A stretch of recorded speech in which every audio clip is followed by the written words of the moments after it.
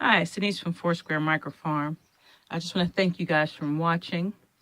I know that I said that I wanted to try to get videos out more frequently than what I've been able to, but mostly because of the way I do my projects. It takes a lot of time in between each project, so it's kind of hard to put out a video once a week. Okay, so here we go. First things first, a little bit of housekeeping. When you press the subscribe button and there's like your list of subscriptions, if you click that and you see all the list of people you subscribe to, there's a little bell on the right-hand side. And I just want to ask everyone to click that bell so that you get the notifications whenever I do post a new video. I kind of forgot that it's not just a click and subscribe. You have to do the notifications too. And also, when you get the chance, if you like the video, can you click like? Because of the not Facebook. Oh boy. Because of the YouTube heuristics, as far as videos are concerned, they're counting likes more than they're counting views. And so I kind of have to remember to do that too when I watch other people's videos. Okay, so that's just a little bit of housekeeping. And thanks for watching. So I wanted to get that out of the way. All right, so I'm going to run through my current projects quickly, and hopefully I will have this video up for Work in Progress Wednesday. Peeking down over here in the corner are the socks. And I can't really say much about the socks, but that's pretty much what I've been working on since Christmas, the hand-spun socks. And I'm just getting to the point here where I'm doing the Jenny's stretchy bind off. And the socks are for an article for a spinning magazine. And basically that's all I can say about them. I'll let you know as the publication date approaches more about the actual socks themselves. Okay, so I have all this cotton. Well, it's about a pound of cotton. And I'm not a big fan of short fibers. I say that all the time. But I got the cotton for a school project where we were doing now and then. And I wanted the kids to pick the cotton, to tease it out by hand, and then kind of get a feel for, how things were done. So I had them tease it all out. Well, not the whole entire pound, but I had them tease it out. And afterwards, I'm left with this cotton. So, I want to find something to do with this. And I tried spinning it. I did. I gave it a really good shot. But I don't like short fibers. And it's best done with a long draw and punis. And actually had a friend send me some cotton. It's got a little bit of stuff in there. Everything in this room's got a little bit of stuff in there. But anyway, sent me some cotton, and I've got a really nice cotton bowl. And I just keep them really for show and tell. She raised some green cotton, some natural brown cottons. Oh, they were very nice. But I just really wasn't interested in cotton. And like I said, it's not because I didn't know how to process it or didn't know how to spin it. It's simply that I don't enjoy short fibers. And I'm not much of a fan of long draw or woolen yarns, really. For what I mainly make, woolen yarns are not the best choices for me to use. So at any rate, I've got this cotton, and I was trying to figure out something to do with it. And one of the things I thought is maybe I could use it as neps in a tweedy kind of yarn.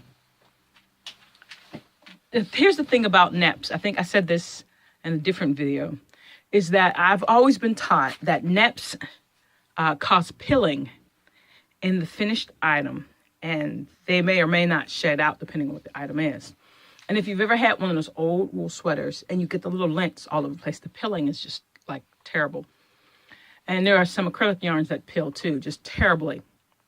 And so I avoid neps in my fibers, although they are used for tweeds. And so I thought, well, I'll give it a little try. I used some really short merino, carded it in with the really, really short cotton. And this is pretty much how it turned out. I haven't used it yet because I just made so little of it. I haven't decided how I'm going to use it yet. But I'll be curious to see how much pilling I get and if it's something I can live with. And maybe I can find a use for this cotton. And of course, the cotton is dyed purple because this year's Pantone color is ultraviolet. And I actually love purple, violet, and all of its marvelous shades, especially lavender, lilacs. And you're going to see a lot of that with me this year because it's a Pantone color I love. And speaking of Pantone colors and violets, here is the Mohair. And it's Mohair locks. Oh, and I really like the way the color broke. I was planning on that. When I dye, because I don't do a lot of dyeing. Well, that's not true. I should say that I don't dye a lot of colors. I shouldn't say I don't do a lot of dyeing because I dye frequently. I don't do a lot of colors, and I don't do mixes of colors. And there's this chromophone website about people who have a fear of color. It's really interesting. I have to link you to it at some point. But I don't really like colors. I just find them too busy for my eyes. And so when I do dye, I usually get a color that will break so that it will dye in different shades of that color. So the camera just really doesn't quite do it justice, but you get a pretty good idea. It kind of reminds me of grapes ripening on the vine and the different shades of purple you see as the grapes begin to ripen. So anyway, this is Mohair. It's going to be spun, lock spun, tail spun, and I think it's going to be great. I left the tips white, and that actually turns out pretty cool when the yarn is complete. So look forward to seeing that at some point. The orifice for the Luette is just perfect for this. And of course, I think I mentioned I've been having some issues with the Luette. So it's been sidelined for a while. But it's perfect for this, so it'll make its appearance again sometime soon for the tail spun, lock spun segments. All right, now I have to keep like a little list here so I don't go on and on. What's on my wheel? Well, I kind of abandoned the wheel a couple weeks ago because I was doing the socks. So after I got the sock yarn off the wheel and really seriously started knitting the socks, poor thing's been idle for a while. But what's currently on it is this white alpaca. This is the unwashed version. I should have picked a better one because you can't really see the crimp. There's really nice crimp in this fiber depending on where I pull it off the blanket at. Okay, so I have a friend. I do a lot of trades, spin for trades. So this is a spin for trade. And it's from a friend, and she got it from a friend. And the staple length is just beautiful. The crimp is really nice. It's really nice, soft fiber. It's a joy to spin. And hopefully I'll get that back to her probably by the end of March. So that's what's on my wheel. What's on my needles? Well, you saw the socks. That's what was on the needles. And by the end of this day, it won't be on the needles anymore. And this is what was on my hooks. I know you've noticed occasionally these random lesson videos pop up. And I'm teaching a young lady how to crochet. And I send her the videos. Every once in a while, I forget to make them private. So they pop up public, and I'm like, oh, well, I'll just leave them there. So at any rate, for this month, here are the things that came off the hook. This is a little mini book bag. And I found this on YouTube and decided to make a couple of these. This one right here has backpack handles and a little top hook. But I just didn't like the way they turned out for me, even though they are cute. And they're not really necessary. So this one right here is just from some Caron. It might not even be Caron, but I think it is because I usually, when I'm going to do something acrylic, that's what I generally reach for. And I just had some of that. hanging around because I was making a frozen hat for a friend's daughter. Okay, so this one is out of cotton. And I didn't put any handles on it. I'm okay with that. But there's the hook to go on the keychain. And the button. Open it up for you. Some beads down here for the handles. And the inside. And I actually put some of these in my Etsy shop. They're just cute. They're probably a little big for the keychain, but I don't, it's smaller than my wallet would be. So I think it does make a nice keychain addition. I could fit cards in there. Can't fit my phone, but I can fit the cards in there and a little bit of pocket cash and just run into Walmart and be purse free. Okay, now, then there's the facial scrubs. Just a real simple pattern. Reusable facial scrubs. And the mug cozy. And let me show you how that fits. This is a coffee mug. It's not the coffee mug I use all the time. That one I accidentally left in my sister-in-law's van last week, so I have to go get that. And you know what? Honestly, I don't really know what in the world mug cozies and stuff are really used for. I don't really see a reason to use them. But hey, this was cute. They're cute, so I made one because people seem to like them. And anytime I can use feather and fan, I give it a go. So there we go. That's how that one works. That's what was on the hook here. So the crochet and the knitting. And so what's on my loom? Well, there's nothing on my loom.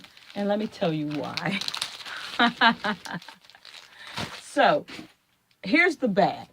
Last time you saw anything on my loom, I think. Actually, you might have seen the scarf I made for my brother last. The alpaca scarf. But anyway, I think the last time I actually made anything on a loom, this might have came afterwards, was a Navajo churro bag, which is one of the hobo bags. I'm enjoying these hobo bags a lot. Two things I noticed. The first hobo bag, I stitched up the sides, completely closed. I don't know why I didn't stitch up the sides for this bag. So now I have to decide whether I like this one with the sides not stitched up or the other one. This makes a bigger opening. And so I don't know. We'll see about that. But anyway, the Navajo churro bag right here. And I did wind up getting some straps. I got the leather straps. These ones I put to the sides. And the gray one behind me was such a big bag, I made one strap. Okay, so the gray one was actually two straps, but they're both pinned together in the same direction. So they go over. Now, my mother, she's the fashionista, says that the straps should be from the same material as the bag. And I agree, except that I kind of stopped there because I didn't really want to inkle weave the straps for the band. It was like an extra step I didn't want to take. And I kind of wanted them all to be comfortable. And the thought of having a wool strap rubbing against your shoulder or your clothing, it didn't seem very comfortable to me. So I couldn't really think of anything else. I didn't want them out of webbing, cotton webbing or poly webbing. So leather was pretty much my best option from there. And I wasn't sure how thick to make them. Depends on, kind of how it makes the bag look. So I went ahead and got the thin ones for the time being. So we'll see. Okay, so why the loom is empty is because I had spun up the Cheviot. I dyed it. I was all prepared to make another bag.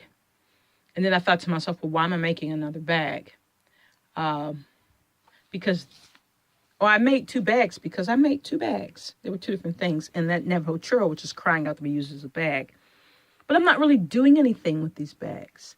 A lot of the stuff I make, to be honest, I make some stuff for me. Periodically, I make stuff for my brothers, me and my mother, sister-in-law, like that.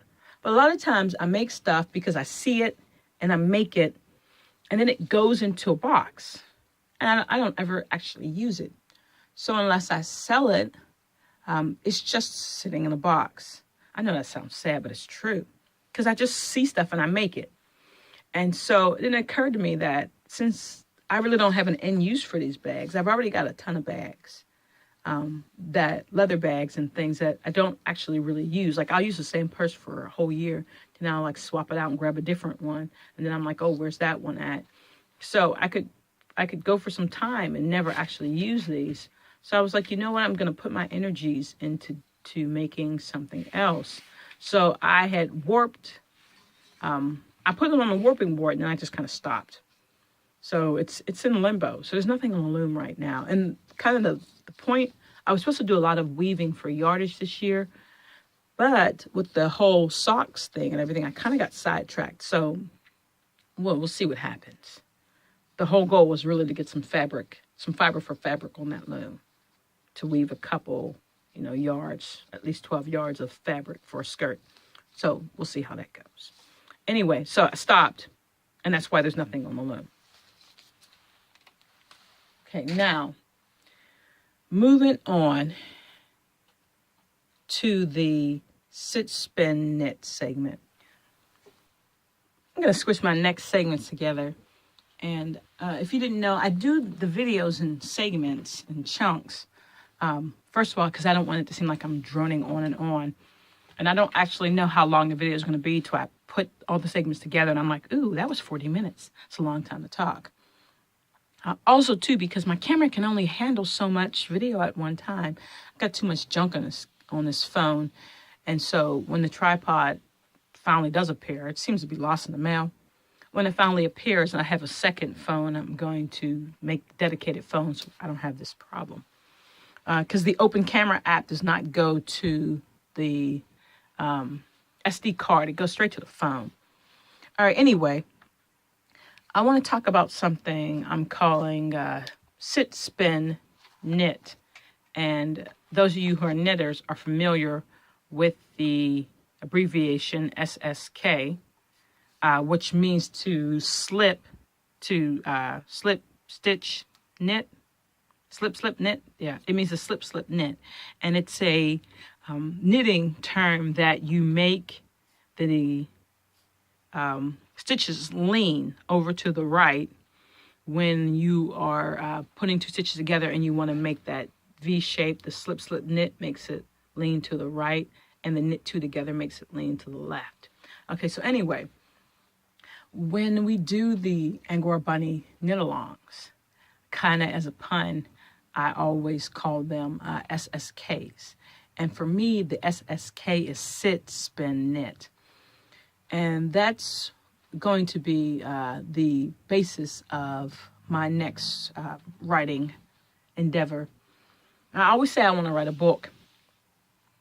And I'm a published writer. If you didn't know, I have been a published writer since 8th grade.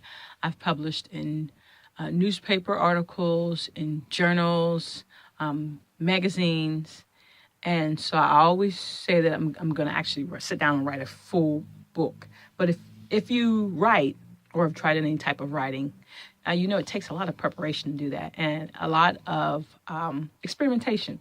So it's just been kind of a thing for me to actually sit and be disciplined and write something that long. But for me, the sit, spin, knit is a really important concept because there seem to be a lot of newbies who they spin and they're afraid to use their yarn. But if you don't use your yarn, I feel like you're inhibiting your growth as a spinner because it's through actually seeing what your yarn can and cannot do, testing it out, that really shows you what you need to do to become a better spinner. So I just want to write to encourage people to show them how to sit down, take the time to spin something up, to document as they spin the process, because that helps you go back and track about how something performed and what you may have done that made it perform one way or the other. And then to knit or of course crochet and weave, or whatever it is, nail binding, whatever it is that you do with your yarn to actually make it tested. You have to field test it, because everything needs to be field tested. If you don't field test something, you're never really going to know how it actually behaves. It needs to be used. And then allow those tests to inform your next spinning endeavor. So just keep that in mind. Hopefully you'll see that somewhere ready by the end of the year. But that's just my ongoing project. All right, now, for the last segment, like I said, I'm going to smush these two guys together, and hopefully the camera will be able to handle it. I won't have to start again, a different segment. I got my little list. I covered everything. I want to talk about cards. I make cards. Oh, I'm making cards. I don't really consider myself good enough yet to make videos just about my making cards. But it started because when I do sell things, I started sending people little thank you notes, just a little thank you somethings. And so I decided that I wanted to make little cards or bookmarks or what have you to go with the thank you things I'm sending out. So I got these little buttons for the bunnies, and I have some butterfly buttons and some heart buttons. I really want to find some sheep buttons and maybe some alpaca buttons and send those out with the fiber. So I started the cards, and it took me a long time to find a really good bunny that I liked that wasn't cartoonish. But this set is your next stamp, sprinkles, coffee, and tea. As much as I love coffee, I just kind of, as they say, kill two birds with one stone. So, a cup of thanks. And you have brought sweetness into my life. That one goes out. And let me show you that. I have one of those I made up in my card file. You might as well look and see what I'm doing too. Here it is. This one's pretty simple. I love Jennifer McGuire and Sandy Allnock and Kelly Latavola. I hope I said her name right.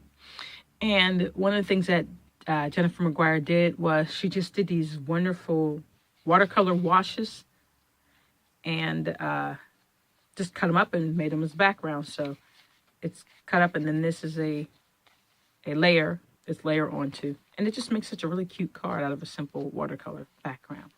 And then just a stamp in there. That's one of my thank yous. Okay. And then this is my favorite things. You are the best.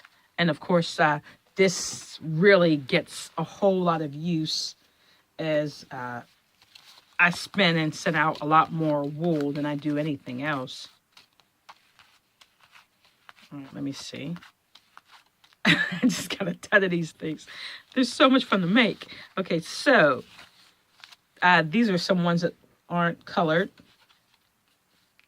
Tags. And let me see.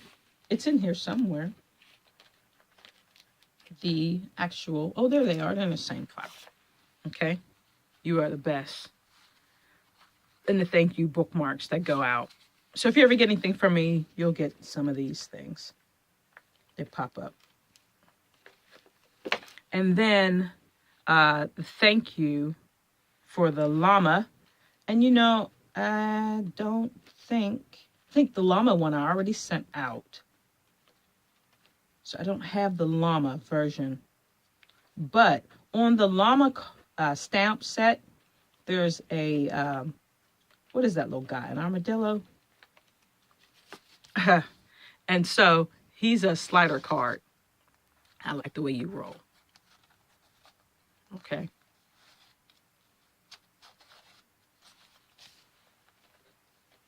So basically, it's just a really neat thing. If you're selling things, it's just really neat to kind of take the extra mile and just go ahead and make the thank yous. I'm telling you, your customers will really appreciate it. Or even if you're just gifting it, you know, go ahead and make a card or a tag for that person. It's just a little extra step that I love to do. And it just, I mean, it really brightens up a person's day. Okay, so that's everything for this particular segment.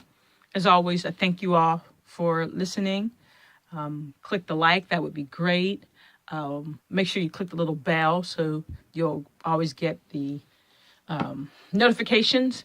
And if you have anything particularly you'd like me to do, because I know I've got a lot going on, so I sometimes I get a little sidetracked, or I'm always going through this bunch of stuff. So if you have anything in particular you'd like to ask me or you'd like me to show you, let me know so that I can deliver content that's specific to what you actually need. Consider these like little personal lessons. So you just tell me what you need, and I'll whip something up for you. And Pepper says hi. And there'll be more videos about the dogs as we go and get into the warmer months here. Thanks a lot, everybody. Take care.